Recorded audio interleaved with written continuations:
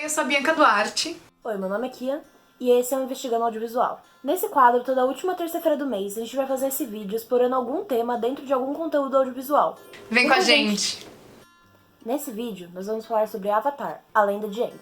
Nós vamos mostrar os diferentes tipos de infância mostrados na série, nos baseando em alguns conceitos sociológicos. Vamos falar também sobre como cada cultura de cada sociedade mostrada, ou seja, os nômades do ar, a tribo da água, a nação do fogo e o reino da terra, influencia na construção social do conceito de infância. E também vamos falar sobre como a experiência individual de cada um dos personagens influencia na sua vivência como criança no meio de uma guerra mundial. Então já sabe, né? Vai ter muito spoiler. Primeiramente, vamos dar uma contextualizada nos conceitos que serão utilizados nesse vídeo. De acordo com estudos da sociologia, o conceito de infância é uma criação da sociedade e, portanto, está sujeita a mudanças, seja por classe social, classe econômica, cultura, época e etc. Levando isso em consideração, nós temos 3 tipos de infância. A primeira é a infância imaginada, que consiste num período de suspensão, em que a criança ainda não deve ser levada para o mundo de responsabilidades adultas e que está ligado com ideias como fragilidade, pureza, inocência. A segunda é a infância vigente. Ela prega que a criança pode manter a sua inocência, porém ao mesmo tempo ela tem que ter responsabilidades e deveres de acordo com o seu contexto. É um pouco a ideia de que não é ideal que uma criança trabalhe, porém é muito melhor que ela trabalhe do que ela passe fome. E a terceira é a infância emergente, que vê as crianças como sujeitos próprios, já sabidas, maduras, empoderadas, que tem uma responsabilidade, um dever de responsabilidade. E nessa ideia, a gente já vê a adultização da criança. Vamos falar agora sobre como esses conceitos se mostram na animação. Primeiro, falando sobre a tribo da água. Água. A tribo da água é um povo que se divide de 2 maneiras: a tribo da água do norte e a tribo da água do sul. A tribo da água do sul é a que vai ser analisada por nós, já que os 2 personagens que a gente vai falar a seguir vêm dessa tribo, que são Katara e Sokka. Ambos tiveram infância vigente, ou seja, tendo responsabilidades, como todos na tribo, mas ao mesmo tempo salvando tempos para lazer e diversão. Esse tipo de infância se classifica como tal porque é como uma infância imaginada, que se preza pela pureza e pela diversão das crianças, mas também possui variações. Então as crianças da tribo precisam se articular de acordo com as possibilidades do contexto delas.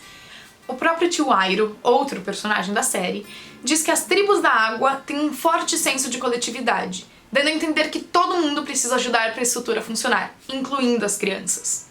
Porém, ao mesmo tempo que existe essa forte ideia de colaboração, também existe uma forte separação entre idade adulta e infância, já que os próprios meninos da aldeia têm que passar, aos 14 anos, por um ritual que transformam eles em homens. A infância vigente se vê refletida em vários momentos da série, como é o caso dos episódios onde eles abrem mão da seriedade para poderem brincar e se divertir entre si. Porém, no contexto de guerra em que eles estão, eles também são treinados para serem guerreiros mais fortes e ajudarem na proteção da tribo, mesmo enquanto crianças. Escutem, seus pais quando voltarem da guerra, eles contam com vocês para serem os homens da tribo. Isso quer dizer que nada de parar para fazer xixi. Katara é a irmã mais nova, de 14 anos, e Sokka é o irmão mais velho, de 15. Os 2 perderam a mãe desde muito pequenos, e o pai se manteve distante por muito tempo, já que ele foi lutar na guerra e deixou os filhos responsabilizados pela tribo. O problema é que a tribo estava muito fraca, por conter apenas velhos, crianças e mulheres, e não ter ninguém ali que era dobrador de água, além da própria Katara. Porém, toda essa responsabilidade só caiu sobre eles quando eles eram adolescentes. E é por isso que dá pra se dizer que a infância foi vigente, porque antes disso, eles só se brincavam e se divertiam, e as responsabilidades começaram a partir de uma certa idade já mais desenvolvida. Entretanto, é por conta dessa infância intermediária que os irmãos às vezes ficam sem saber quando é a hora certa de se divertir, o que pode ser visto muito bem na primeira e na segunda temporada, quando eles se encontram com Aang, e este faz eles voltarem a serem crianças e se divertirem. Aang considera a Katara como uma criança, mesmo ela tendo apenas 14 anos e não se autoconsiderando como tal. Já Sokka, no entanto, não é nem uma criança nem um adulto, já que apesar de já ter mais de 14 anos, ele nunca passou pelo ritual da tribo da água por diversos motivos. Mesmo assim, ele gosta de agir como um responsável e se sentir um adulto. O Aang nos trouxe uma coisa que não tínhamos há muito tempo. Diversão. Diversão? Não podemos enfrentar os inimigos com diversão. Portanto, nascer na tribo da água é mais ou menos assim. Você pode brincar, mas você também tem que lavar a louça. Terra. O Reino da Terra é um dos lugares menos afetados pela guerra, uma vez que seu rei tem acordos com a Nação do Fogo, mesmo que seu povo viva sob a filosofia de que é necessário manter a harmonia dentre os povos. algo que a Nação do Fogo não valoriza. Por ter um forte senso de hierarquia, as crianças do Reino da Terra são geralmente vistas como inferiores e incapazes de tomar suas próprias decisões. E dessa forma, não são impostas a elas nenhumas responsabilidades. A infância vigente para eles é a infância imaginada, já que elas não precisam fazer nada, não precisam se preocupar com a guerra. Elas só podem brincar de boas e serem felizes para sempre. Essa infância fica muito visível na criação que os pais da Toph tentam dar para ela, uma dobradora de terra de 12 anos de idade. Ela é cega e tem 12 anos de idade, e os pais dela ficam sempre reforçando a ideia de que ela é pequena, frágil, indefesa e cega. Coitada da Toph.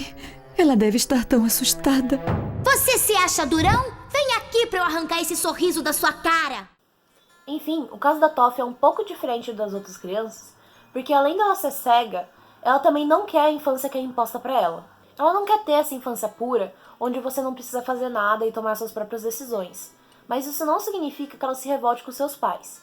No episódio 6 da segunda temporada, é mostrado que ela respeita os pais dela e que ela lida com os valores que eles tentam passar pra ela, mas ao mesmo tempo ela sai escondida à noite para poder lutar e tomar suas próprias decisões. O negócio da Toph é que ela quer ter uma infância emergente, uma infância onde você é considerado um mini adulto, e dessa forma ela quer poder fazer as próprias decisões e ela quer poder lutar por ela mesma. A vencedora e ainda campeã, a bandida cega! Não! Portanto, mesmo que você tenha tido uma infância específica, isso não significa que você não pode ter desejado outra ou crescer diferente do esperado. Eu achava que essa cicatriz tinha me marcado, a marca do príncipe banido, condenado a caçar o Avatar para sempre. Mas recentemente, eu percebi que sou livre para determinar meu próprio destino, mesmo que jamais me livre da minha marca. Fogo. A Nação do Fogo é a nação que quebrou com o equilíbrio entre as nações e começou a guerra.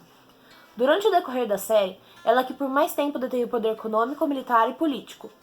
Ela é liderada pelo Estado autoritário, comandada pelo Lorde do Fogo Ozai.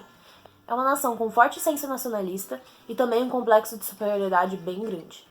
Por ser um Estado tão absolutista, a infância presente lá é uma infância imaginada, no sentido que as crianças são vistas como incapazes de tomar suas próprias decisões e as opiniões delas são opiniões implantadas nas cabeças delas. Um episódio que mostra isso é o episódio 2 da terceira temporada, em que Aang vai para uma escola da Nação do Fogo e lá ele vê como elas sofrem tipo uma espécie de lavagem cerebral desde pequenas. Elas não podem nem dançar porque isso é proibido dentro de um código de conduta que é fortemente seguido nas escolas da Nação do Fogo.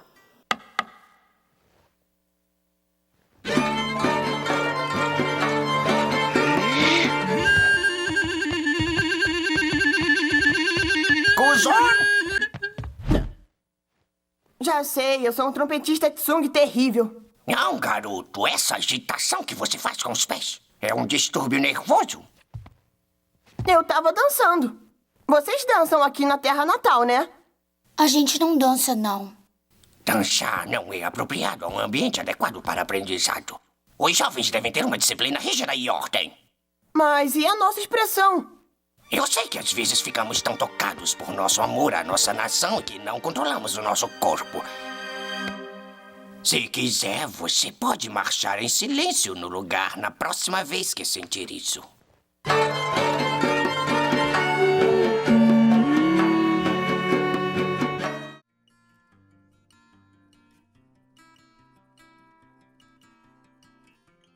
A infância do Zuko é uma infância um pouco diferente.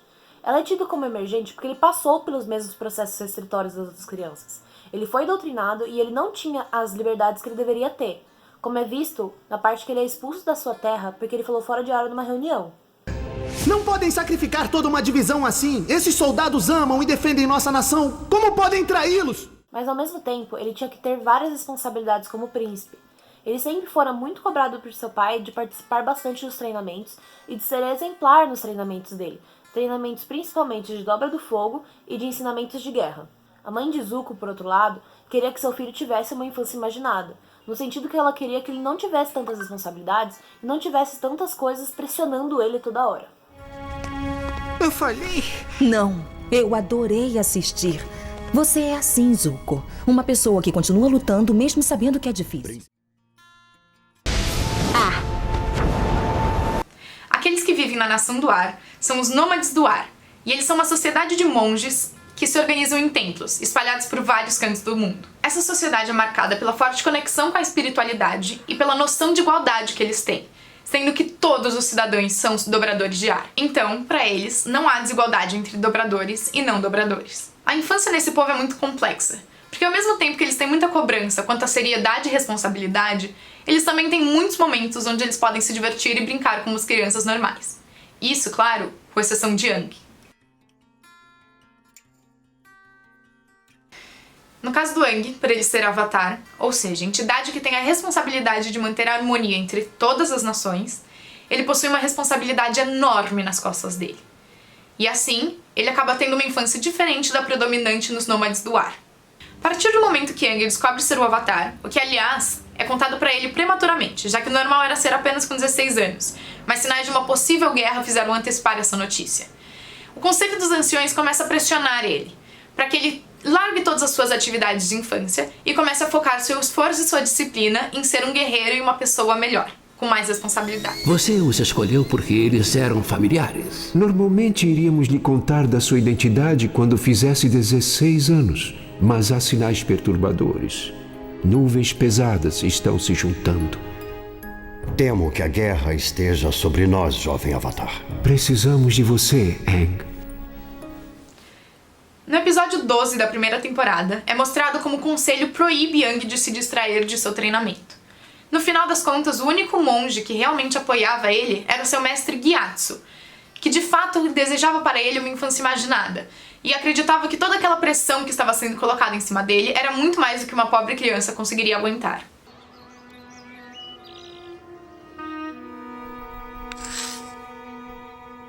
Uma jogada muito interessante, meu jovem. Como assim?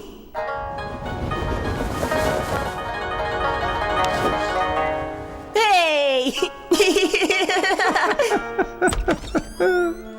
Você está jogando com ele? O Avatar devia estar treinando. Aang já treinou bastante por hoje. O tempo é curto. Venha comigo. Preciso testá-lo em algumas técnicas de alto nível. Não. Enquanto eu for o guardião dele, eu decido quando ele treina. E quando é derrotado no Pai Show.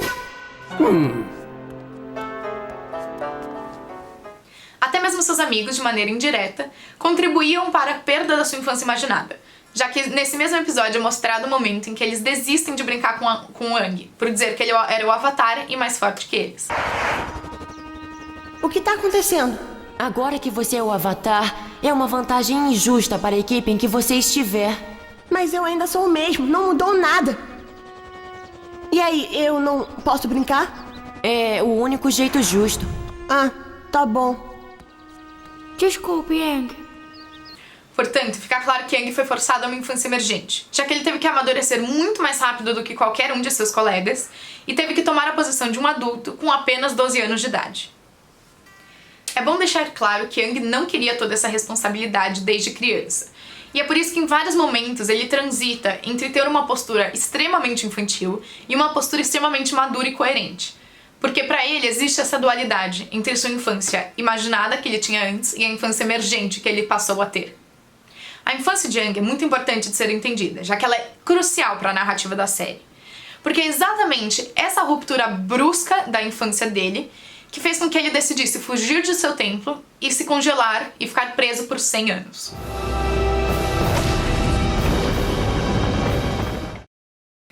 Concluindo, esse vídeo mostra como a série Avatar, a Lenda de Aang, é muito mais complexa do que você esperava e que assim, você pode ver ela por vários vieses científicos, inclusive a sociologia.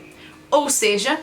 Para sua informação, há mais do que se imagina nos outros. Exemplo? Exemplo? Ok, nós somos como cebolas.